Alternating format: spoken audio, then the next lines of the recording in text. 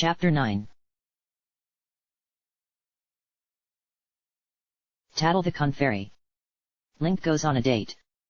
Inside the Royal Library. In what was no doubt a sure sign that she was up to no good, Tattle's brother Tail was nowhere to be seen. Replacing him at their customary spot in the market district was a tired-looking man in a blue coat and sporting a scraggly mustache and beard. Replacing their earlier wares of stolen clothing were several cages filled with irate-looking, tiny blue birds. "Man, you guys are awesome," Tattle said excitedly, grabbing at Link's collar and shaking it for emphasis. "First you scrap with the Nameless, then you go and blow up half the high street." "I had nothing to do with that," Link said. "That was all Midna and Ganondorf. It was a distraction while we broke into the castle." If anything, Tattle was even more amazed. "Take out that sword and stab yourself right now. You are lying." "What did you steal?" the man in the blue coat asked, suddenly interested. "They got some good treasure hidden away in there. We didn't find what we were looking for," Link explained. "Russell caught us." This was met with silence. "What?" Tattle looked over at her business partner. The two shared a look and then shook their heads, a gesture that clearly said he's crazy. "You think I'm lying?" "I'm not, I had to fight him to escape." "I'm all for tall tales," the man said, "even told a few myself, in my day. Here's a tip, kid, pick something that people are going to believe." "Yeah," Tattle snorted. "You had me going for a while there. Man, I even believed you got into the castle." "I did," Link said indignantly. "No, you didn't," the man said. "And you didn't fight Russell. What makes you think I'm lying?" "Well, for starters." Tattle's tiny hands prodded at his face. He swatted at her. "You're still alive. Linebeck, you wanna tell the story, or should I?" "I ran into him once," the man, who Link supposed was Linebeck, said.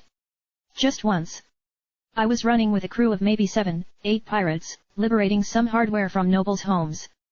Well, we were too slow, and the guard showed up. This was a while ago, mind you, Russell still wasn't the commandant, he was just a captain. The commandant back then was... what's his face?" "Get on with it," Tattle scolded him. Hey, this is a very traumatic experience for me to be recalling, here." Linebeck lazily tried to hit the fairy with the back of his hand. "Anyways. Yeah. They all died. I was the only one to get out alive." "What, that's it?" Link asked. "If anything, that's a lie."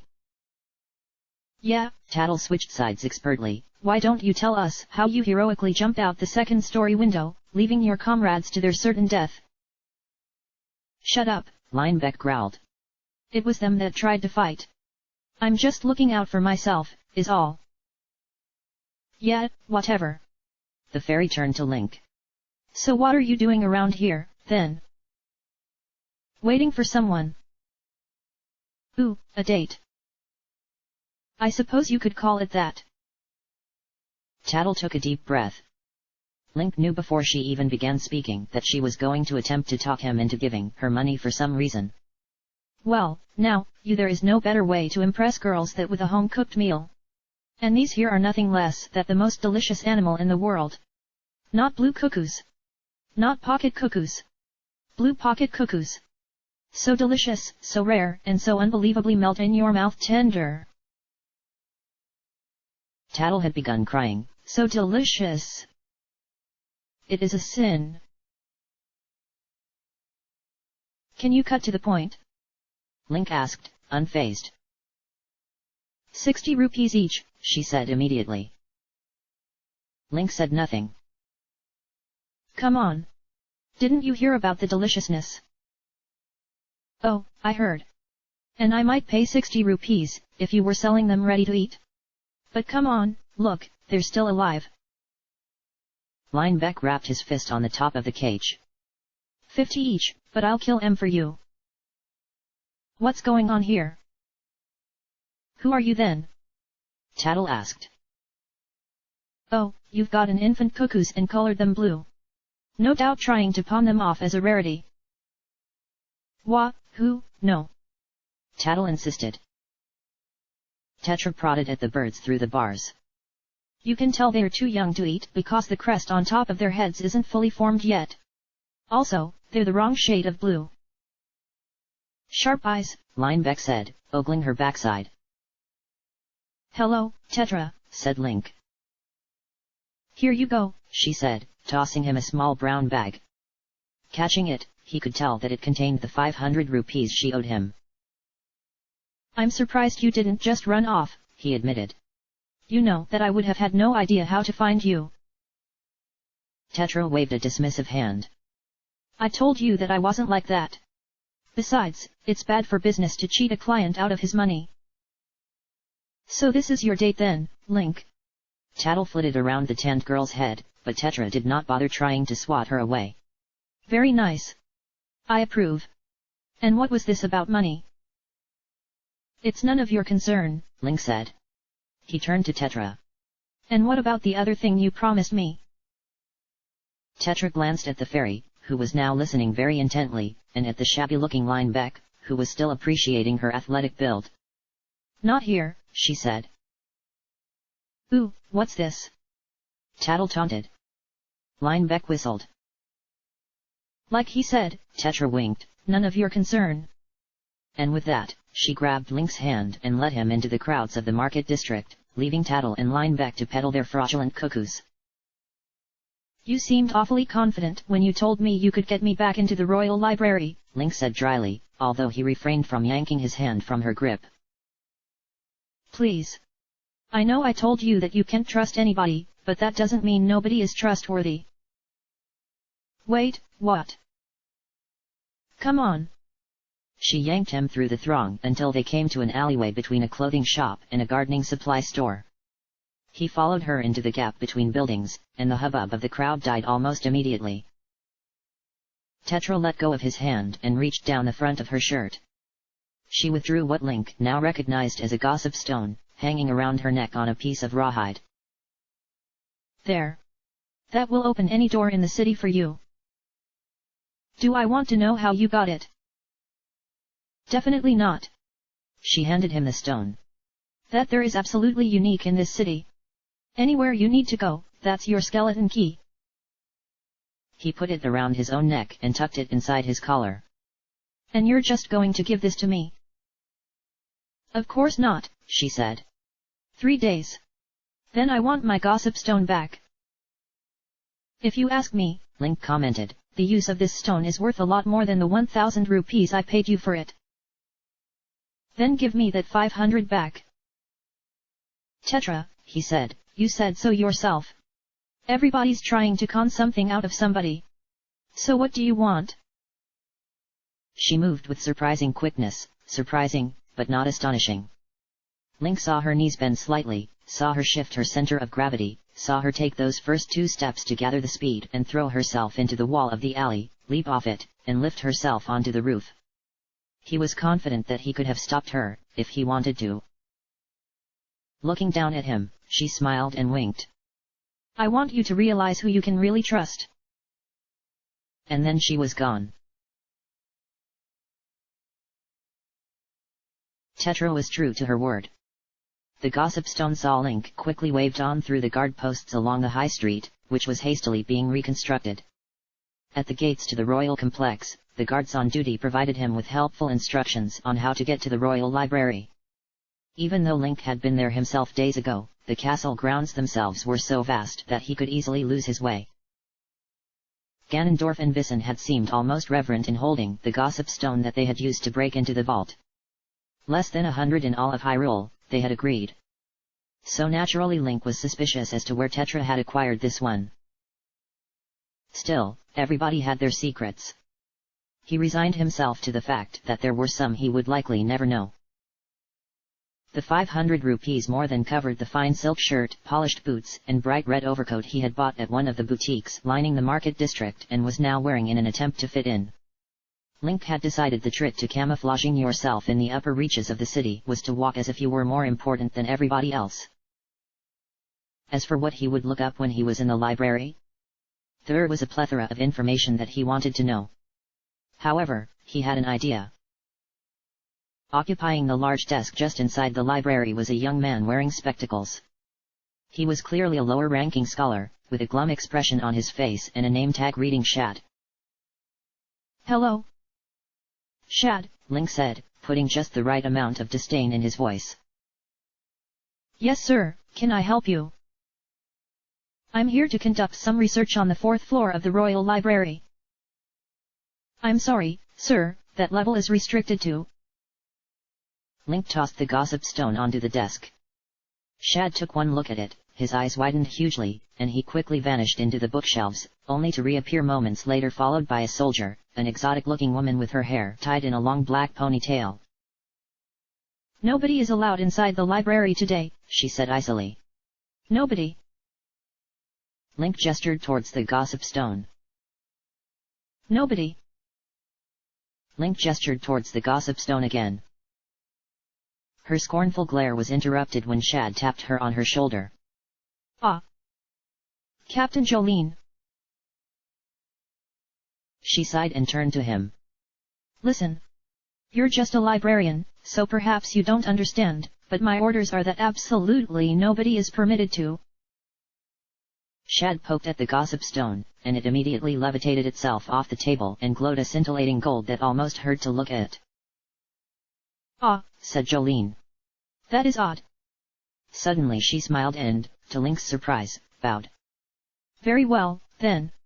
It seems you have been summoned. My mistake." His suspicions were again piqued. Where had Tetra gotten the stone? Link left the strange pair behind and, as haughtily as he could, stepped inside the library. Immediately, he climbed the stairs leading up to the 4th floor, where no civilians were allowed. The building was eerily silent, lacking even the hushed whispers of other patrons or the rustle of pages being turned. The library was vast, the shelves lined with countless tomes of varying age, from the newly bound to the ancient. He had no doubt that there were books here containing powerful magic, or dangerous secrets. Link pulled a book off the shelf and opened it.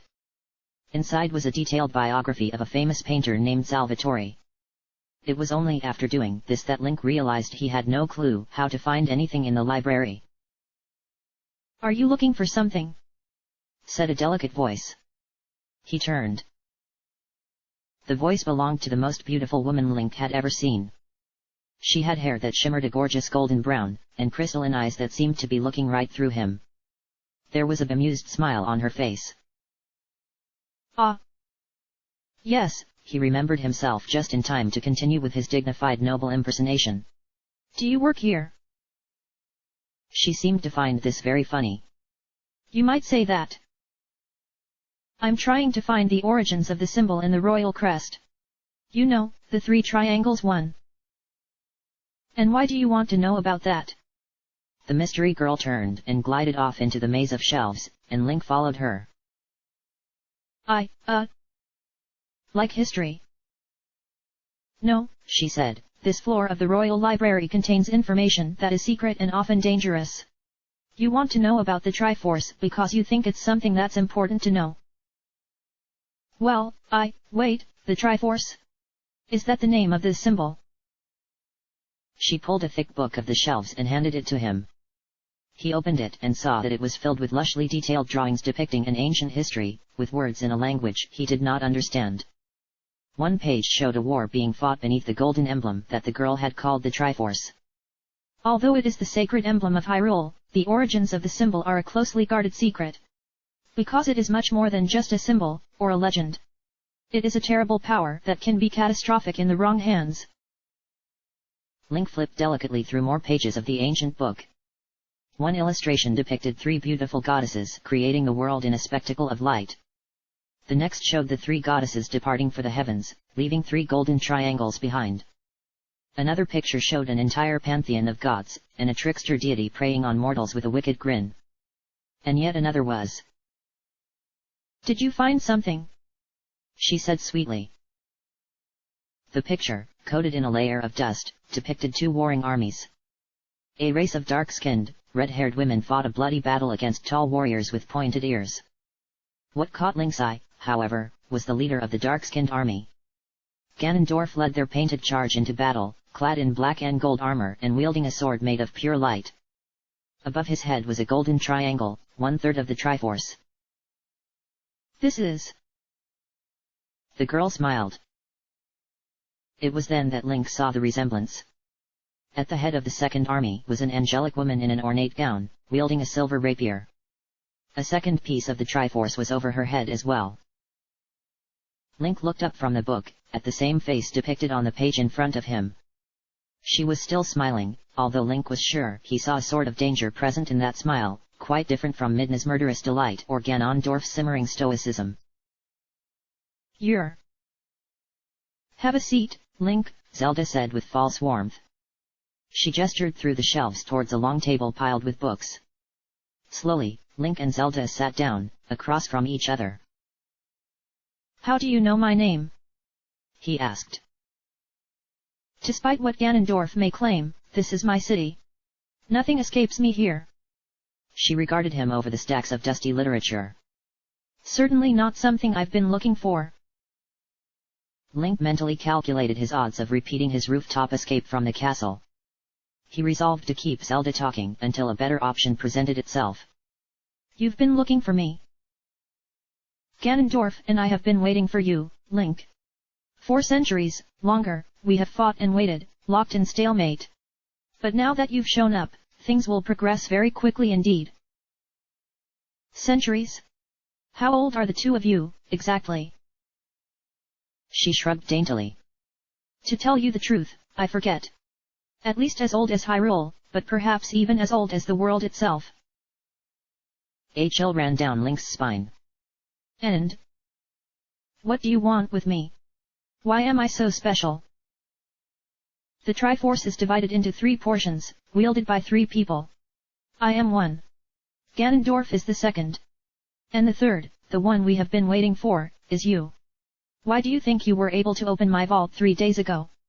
And how were you able to gain access to my library, when I had expressly forbidden anyone to enter without my permission?" Wordlessly answering, Link placed Tetra's gossip stone on the table. Zelda touched it once, and it immediately shone with a familiar golden light. "The gossip stones were created to serve the wielders of the Triforce.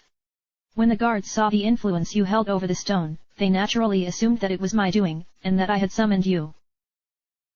A searing heat against the back of his hand startled him. There, just like when he had stood in front of Zelda's vault, shone the symbol of the Triforce. Another light caught his eye, and he saw the same shape glowed on Zelda's hand as well. "So now what?" he asked. "Are you going to steal my power from me and use it to crush Ganondorf and the Gerudo forever?" "So far as I know, there is no way for me to take the Triforce from you," Zelda said bluntly, "so no.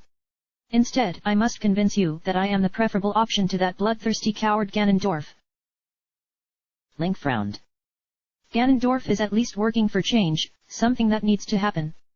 You say you see everything in this city, so how do you not see the state your people are forced to live in?" "They are irrelevant," Zelda said flatly, without a hint of remorse or emotion.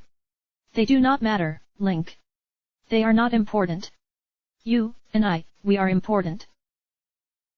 If you're trying to convince me that you're doing a good job up here, you might want to try a different tack." Link could barely keep the anger out of his voice. She seemed honestly confused. "Isn't indifference a better option to outright murder? Ganondorf led a band of murderers and thieves to my city gates and claimed I was wrong for wiping them out. Now, all he does is kill and kill in an attempt to enact vengeance for something that happened centuries ago. With the system as broken as it is," Link said, "I can hardly blame him. If his intention were really noble, would he have lied to you?" He stopped at this. It was true that Ganondorf had neglected to tell him about the Triforce, his relationship with Zelda, or the fact that he was as old as she was.